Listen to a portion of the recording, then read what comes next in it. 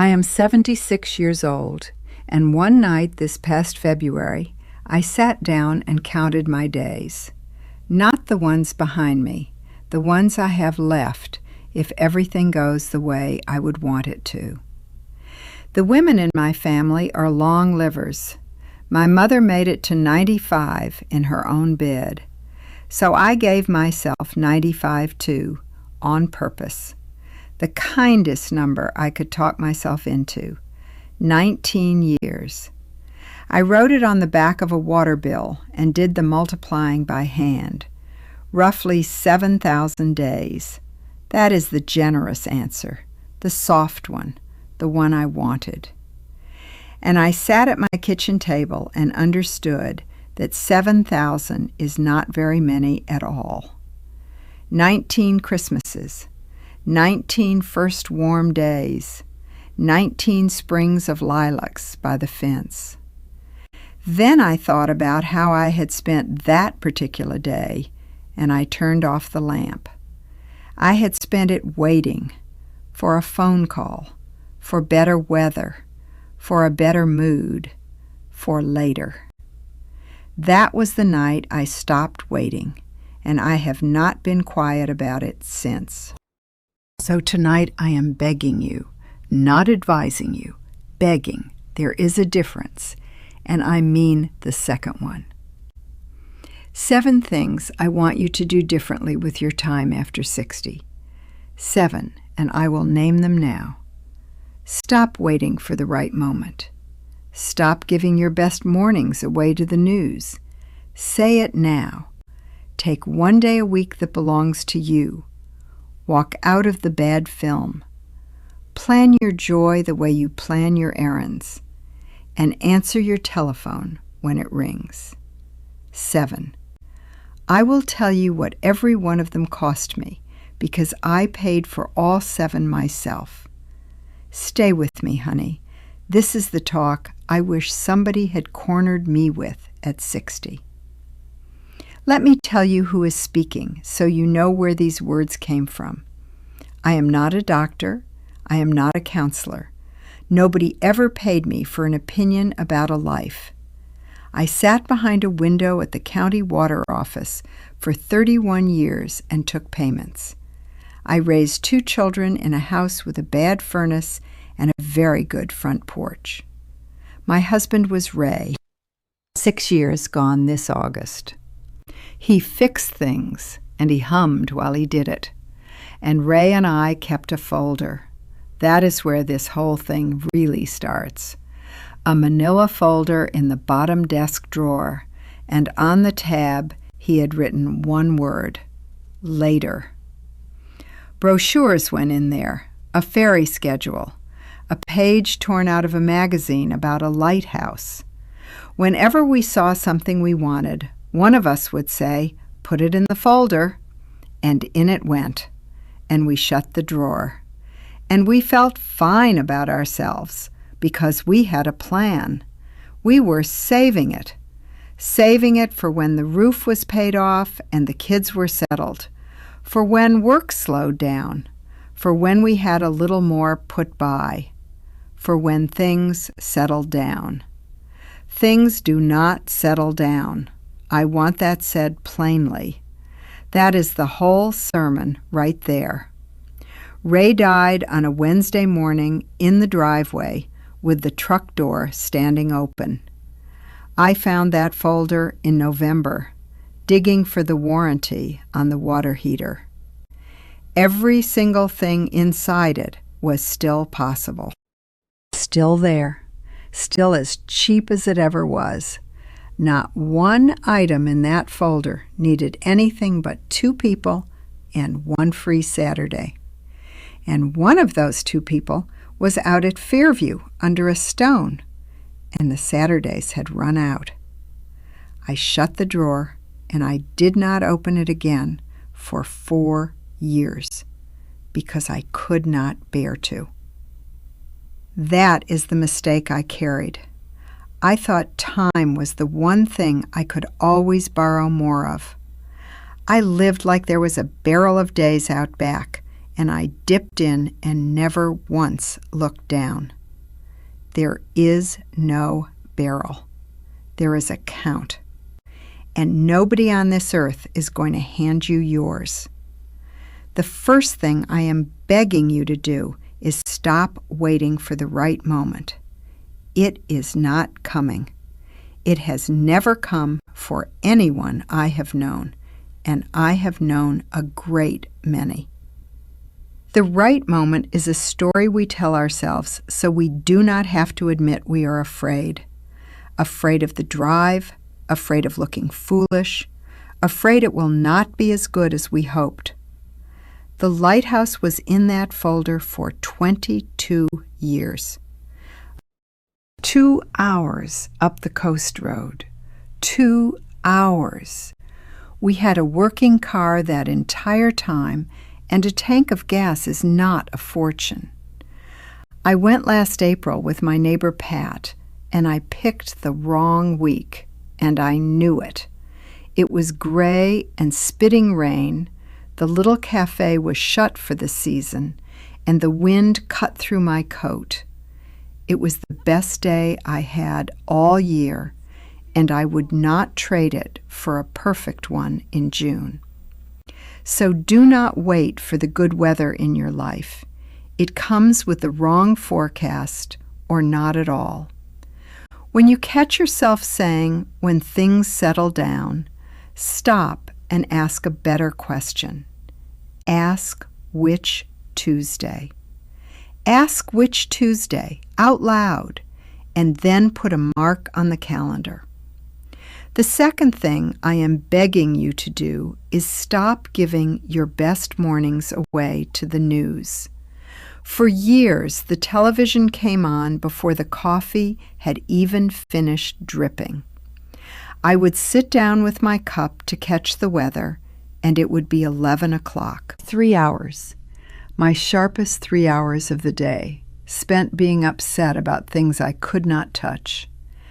I am not telling you to stop caring about the world. That is not mine to tell anybody. I am telling you that your morning hours are the only ones that come to you rested. Mine go to the yard now, and to letters, and to the crossword, and to the radio turned low. The television goes on at 6 in the evening, and the world has waited for me every time. Take back the front of your day, sweetheart. You will not believe what was hiding in there. The third thing I am begging you to do is say it now, out loud, to the person's face. There was a woman named Enid who ran the water office when I started there. I came in at 19 years old, pregnant and scared, in a dress I had made myself badly. She never said a word about any of it. She just taught me the ledgers and told the others to hush. For 30 years I meant to thank her properly. I even had the sentences worked out. I was going to tell her that she was the reason I had a life instead of a mess. I read her name in the paper on a Thursday. The service had been the Saturday before. That thank you is still sitting in me. It has nowhere to go now, and it does not fade. It sours. So I say things now, and I say them badly, and I have decided that badly is fine. I told my son Danny on the telephone that I was proud of the father he turned out to be. He went quiet for so long I thought the call had dropped. Then he said, "Thanks, Mom. Say it in the driveway. Say it in the parking lot. Say it while the person is standing there." The fourth thing I am begging you to do is take one day a week that belongs to you. I was the one who hosted, the one who drove, the one who sat with people at the hospital. I baked for every funeral in this town for about 40 years, and I do not regret one pan of it. But I was available to every living soul in the county and completely unavailable to myself. Thursday is mine now. I do not answer the door on a Thursday, and I do not apologize for it. I go to the library. I sew. I nap in the afternoon. like a woman with nothing to prove. The first 3 Thursdays felt like stealing. I kept waiting for someone to catch me. Nobody caught me. Nobody died. The casseroles got made on Wednesday instead and tasted the same. And here is the sentence I want you to learn because it took me 70 years to say it. I am not free Thursday.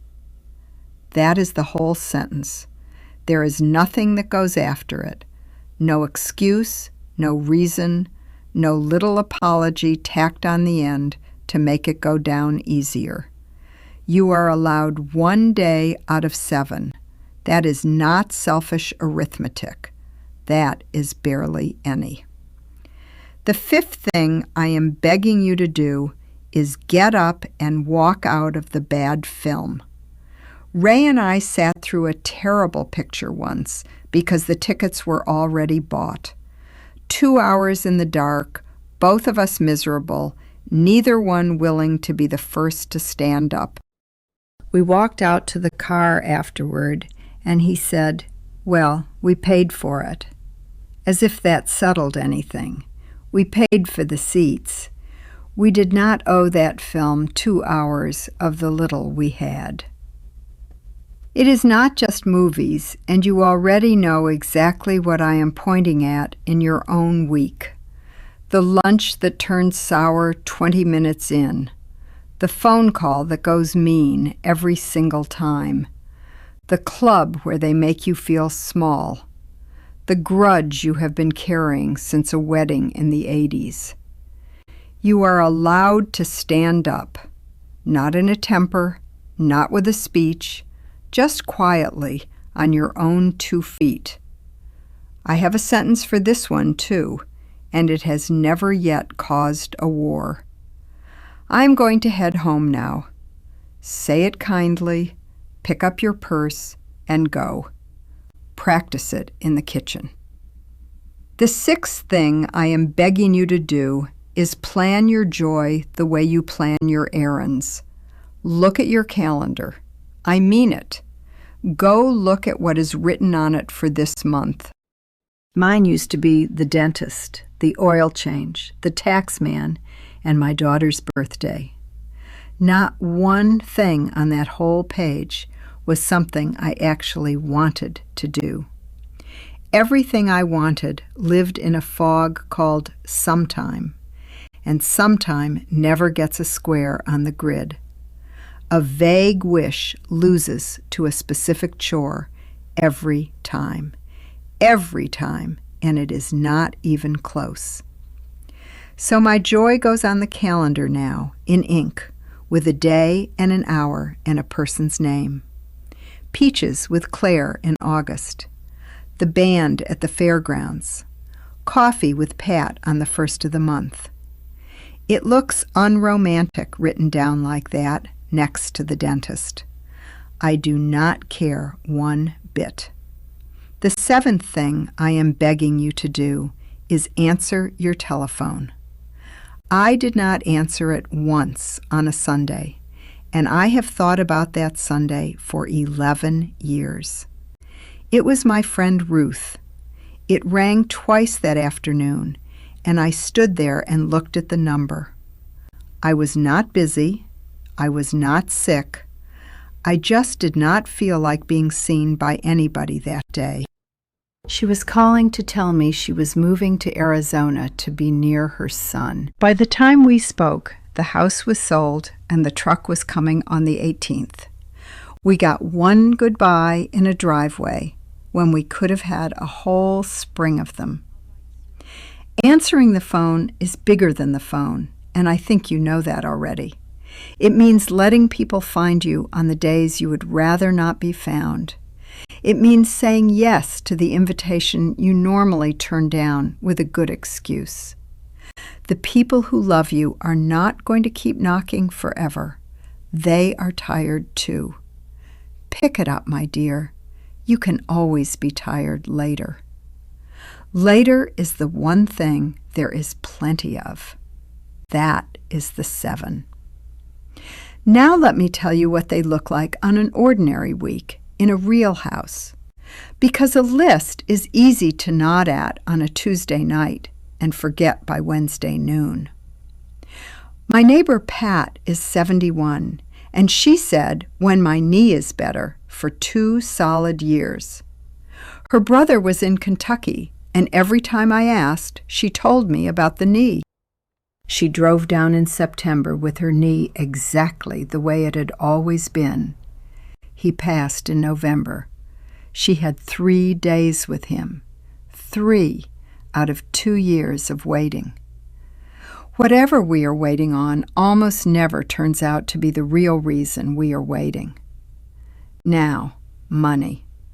I know what money looks like after 60, and I am not going to pretend. But go and look at what is really in your folder, whatever your folder happens to be. Sitting on a porch with a friend costs nothing. It is one of the few things left that does not. And if your body is slower now, then you scale the thing down. You do not scale it off. You cannot walk the whole beach. Sit at the top of it and watch the water and let that count. If you live alone, hear me, because I think this part belongs to us more than anybody. Nobody has to agree to it. Nobody has to be talked into the drive or the day or the plan. The whole day is already yours. That is the one clean advantage of a quiet house. If I could sit down across from myself at 40, I would not tell her to work less. I would tell her that the folder in the drawer is not a plan. It is a way of saying no, slowly. Now let me tell you why we do this, because I do not think we are foolish people. We wait because time keeps coming back. Every morning it arrives again, full, like nothing was spent. So it feels endless. It behaves like a well and not like a jar, right up until it does not. And waiting feels responsible. It has the shape of patience, and underneath it is usually fear. That is what took me the longest to admit at that kitchen table in February. I was not being careful with my life. I was hiding from it and calling that being careful. The count does not frighten me anymore. It sorts things. It tells me what is worth a whole afternoon. In October, I finally opened the drawer and took the lighthouse page out of that folder. Claire drove, and I sat in the passenger seat with the page on my knee like a ticket. We stood up there in the wind, and I said Ray's name out loud where the water could hear it. It was not sad the way I had been afraid it would be for 4 years. It was just late. Late is not the same as lost. I need you to hear the difference between those 2 words. So here is your one step, and I want it done this week. Not soon, not when things ease up. Pick the one meeting you have been putting off, the one person you keep meaning to see. Call them tonight or in the morning. And do not say we should get together sometime. Say a day. Say a time. Write it on the calendar in ink where you will have to look at it. One postponed meeting put on the grid this week. That is all I am asking of you. You are not behind. There is no schedule you fail to keep, and nobody is grading this. Whatever is left in your count is enough to be a life if you stop saving it for later. 7,000 days sounded so small to me in February, and it has turned out to be enormous. If any of this landed where you live, stay with me and subscribe, and I will keep talking. Next time, I want to sit with the ones of us who live alone, because I know that house. 13 small habits that make living by yourself after 70 so much easier than it is now. Until then, go